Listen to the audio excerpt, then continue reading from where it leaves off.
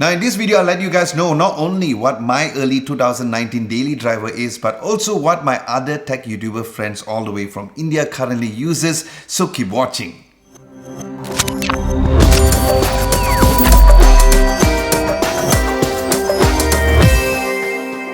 Hey, what's up guys, Adam Lobo here and you're watching Adam Lobo TV.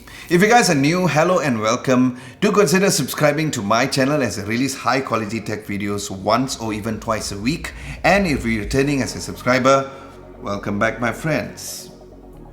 Now out of many phones that I reviewed last year for 2018, my current daily driver that I choose to begin 2019 is the Samsung Galaxy Note 9.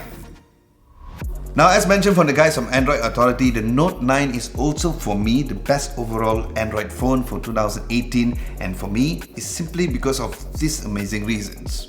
Firstly is what comes inside of the box. Now one thing that Samsung is really good for, especially when it comes to flagship devices until today, is to give you every single thing that you need or even more included inside of the box, like the fast charging adapter, the earphones, and even some of the OTG converters as well. Now the second reason is of course the amazing specs which comes together with the Samsung Galaxy Note 9, where it has a high-end Exynos processor, a 4000 mAh of battery which does last me the whole entire day, 6 gigs of RAM and 128 gigs of storage for the variant that I have personally choose. While there is of course the higher RAM and also the storage option, but I feel that this is way much enough for me, even with the micro SD card slot expansion. And the third reason is of course the hardware.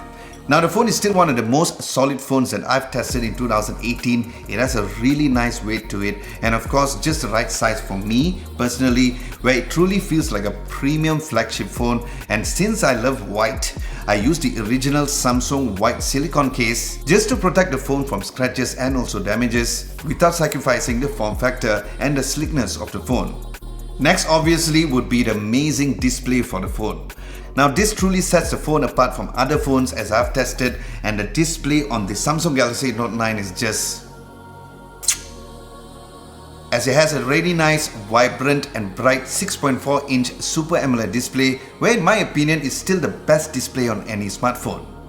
And as for the fifth reason is the phone's camera.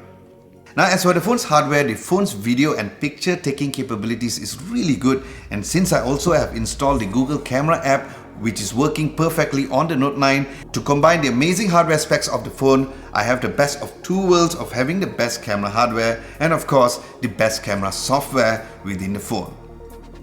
And last but certainly not least, which totally separates this phone compared to any other phones out there, is the newly developed S Pen.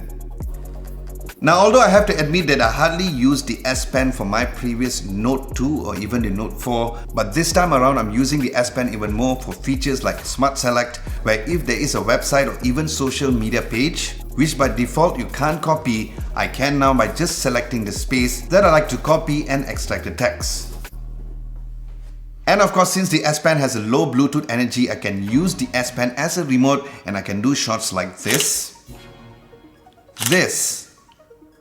and this on my own. Alright, now with this, let's see what is the current daily driver for my other tech YouTuber friends all the way from India, so let's find out.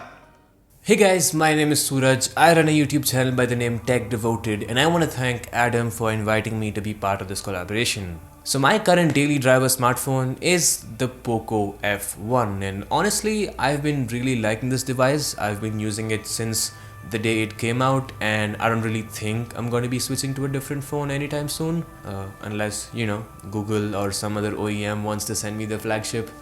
No, but seriously, even though I am a huge tech nerd and love having access to the latest and greatest, these days all I really look for in a smartphone is three things. It just boils down to three main things for me. A, respectable battery life, B, decent camera, and C, a not so absurd price tag. So the camera on the Poco F1, it's obviously not the best camera out there, it's not pixel good, but it is still really good in my opinion, and this is especially visible when you pair it with Lightroom and shoot on RAW.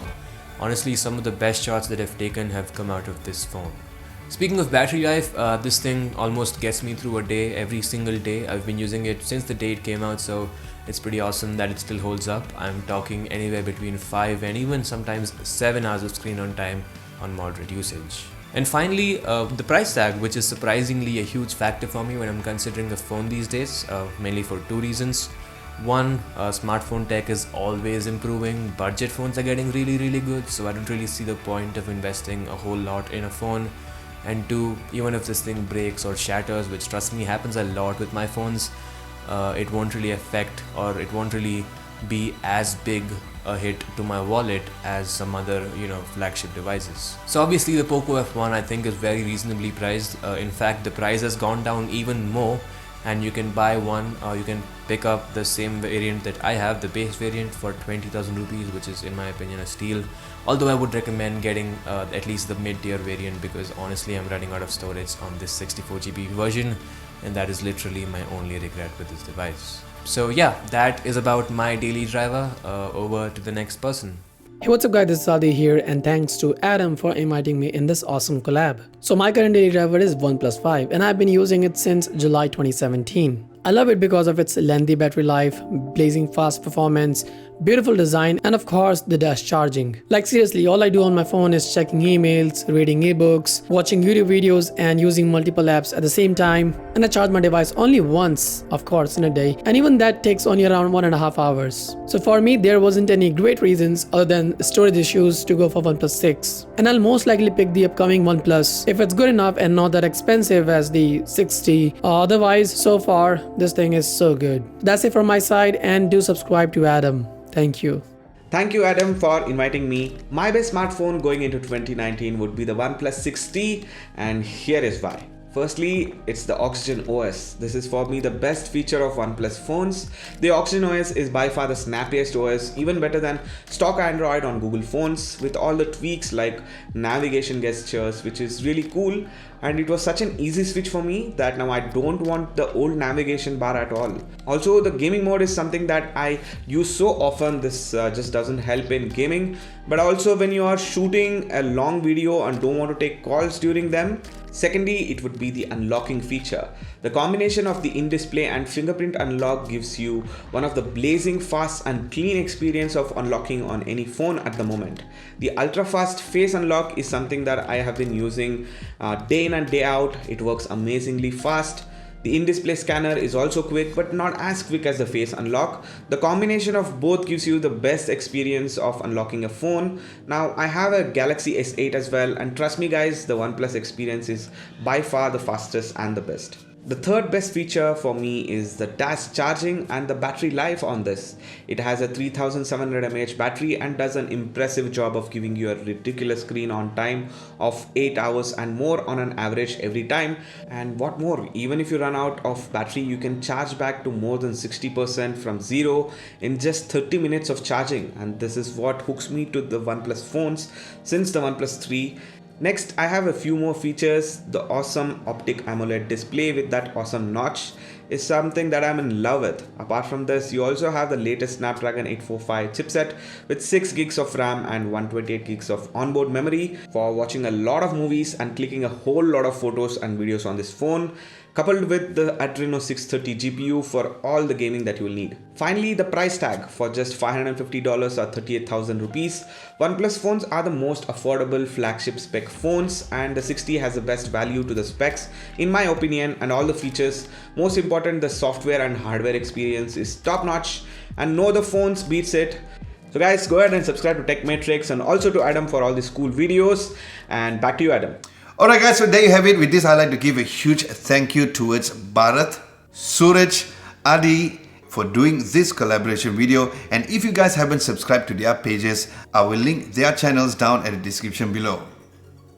Now, if you like this video, be sure to give this video a nice big thumbs up. Like, share and subscribe to Adam Lobo TV if you haven't done so. Don't forget to hit the bell icon just next to it to get notified for my future videos. Thank you so much for watching. This is Adam Lobo, and I'll catch you guys in the next video.